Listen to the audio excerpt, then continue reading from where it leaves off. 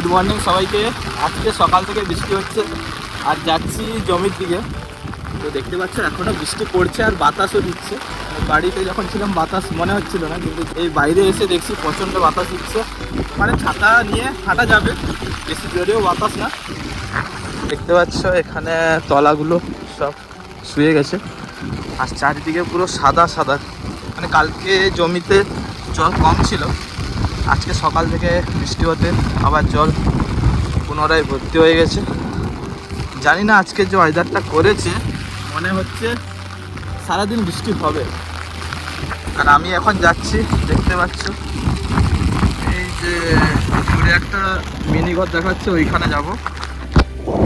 বাতাস কিন্তু প্রচণ্ড জোরে দিচ্ছে, দেখি কি হয়।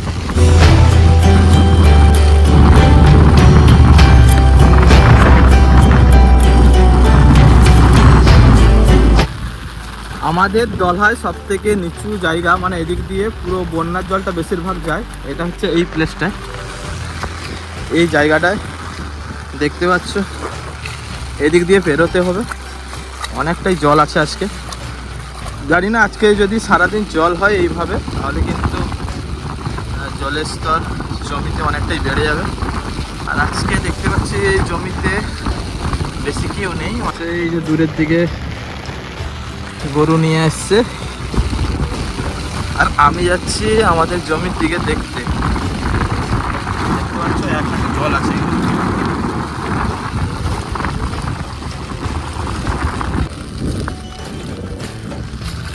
আজকে বাতাসটা কিন্তু ভালোই দিচ্ছে।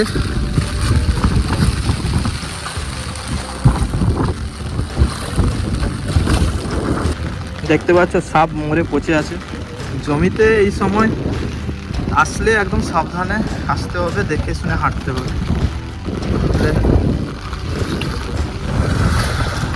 এই সময় এলে অনেক কিছু দেখতে পাবে জমিতে।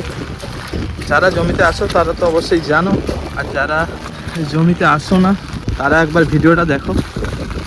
বৃষ্টির সময় কীরকম লাগে পুরো র ভিডিও আপলোড করব, যাতে তোমরা বসে ফিল করতে পারো।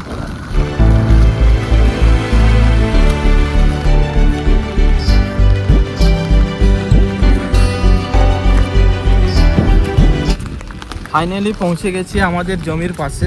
তো দেখতে পাচ্ছ গাছগুলো অনেকটাই বড় হয়ে গেছে। আর সেদিনে ঘাসের ওষুধ মারা হয়েছিল, আর মারার পরেই বৃষ্টি শুরু।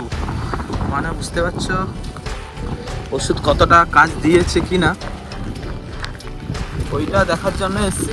আর বাবা ওইদিকে গরুর জন্য ঘাস কাটছেন। ঝড় হোক বৃষ্টি হোক, বাবা কিন্তু জমিতে মানে সারাদিনে একবার হলেও আসবে দেখতে কতটা কি গাছ হয়েছে না হয়েছে। এই যে দেখে তো মনে হচ্ছে ওষুধ কাজ দিয়েছে। ঘাস দেখতে পাচ্ছি না, কিন্তু এইটা একটা জমি আছে আর ওই সাইডে দুটো জমি যেগুলো সবুজ দেখাচ্ছে একটু দূরে। আর এটা হচ্ছে মিনি। মানে ভাবো আমি এসছি ওই পাশে আমাদের গ্রাম, আর এই পাশের গ্রামের সাইডে এতটা হেঁটে হেঁটে আসা হলো।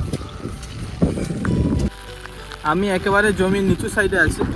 এই দিক থেকে যদি তোমাদেরকে দেখাই, গাছগুলো দেখেছো কতটা ডুবে গেছে, আর বুঝতে পারবে। দাঁড়া, এইখানে দেখতে পাচ্ছ গাছগুলো কতটা ডুবে গেছে, মানে একটু উপরটা দেখা যাচ্ছে।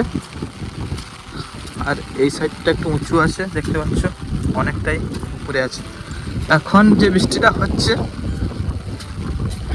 ওষুধ দুদিন প্রায় হয়ে গেল, দেখলাম মোটামুটি ঘাসের কাজ দিয়েছে। কিন্তু বৃষ্টি যদি না হতো তাহলে কিন্তু ভালো হতো, অনেকটা এর থেকে বেটার মানে কাজ দিত ওষুধটা। কিন্তু যেটা দিয়েছে মোটামুটি ঘাস তো আছে, অল্প অল্প আছে ঘাস।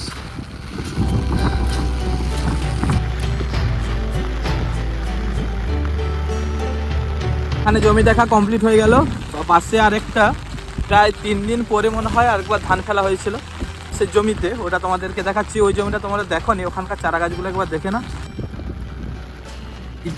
এইটা হচ্ছে সেই জমিটা যেখানে 3 দিন পরে 8 তারিখের 8, 9, 10, 11, 11-12 তারিখের দিকে মনে হচ্ছে ফেলা হয়েছিল ধান। দেখতে পাচ্ছ এখানকার চারাগুলো কিন্তু ছোট রয়েছে, আর ঘাসও বেরিয়েছে দেখতে পাচ্ছ। এখানে কিন্তু ঘাসের ওষুধ দেওয়া হয়নি, কারণ গাছটা 3 দিন আগে যখন এসেছিলাম 20 তারিখ, তখন কিন্তু অনেকটাই ছোট ছিল। এখন একটু বড় হয়েছে, তখন লেফটে ছিল, এখন তো মানে একটু মানুষের মতো দেখাচ্ছে, তখন তো লেফটে ছিল, তার জন্য ওষুধ দেওয়া হয়নি। ভাবলাম চারা গাছটা না সুস্থ হলে কিন্তু ওষুধ দেওয়া মানে আরও ক্ষতি হবে। মানে ঘাসের ওষুধ এমন একটা জিনিস গাছের কিন্তু বৃদ্ধির ক্ষেত্রে কিন্তু অনেকটা কমিয়ে দেয়, তার জন্য ভাবলাম 5-6 দিন পরে ওষুধ দেওয়া হবে। এই যে বৃষ্টি ওয়েদারটা চলছে, এই ওয়েদারটা কাটলে এই জমিটায় ঘাসের ওষুধ স্প্রে করব। আর এই জমিটাও দেখতে পাচ্ছ, আর ওই কাকুটার জমি হচ্ছে এইটা ভিতা কাটছিল কিছুক্ষণ আগে, কাটা কমপ্লিট হয়েছে। একটা জিনিস তোমাদেরকে দেখাচ্ছি, দেখো এইটা হচ্ছে জোঁক। এই যে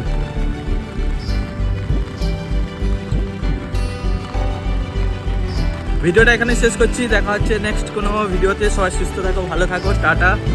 আর তোমাদের ওই সাইডে চাষবাসের কাজবাজ কতটা এগুলো, বা কাদের বাড়িতে ধান চাষ হয়, অবশ্যই কমেন্ট করে জানাবে। চলো টাটা।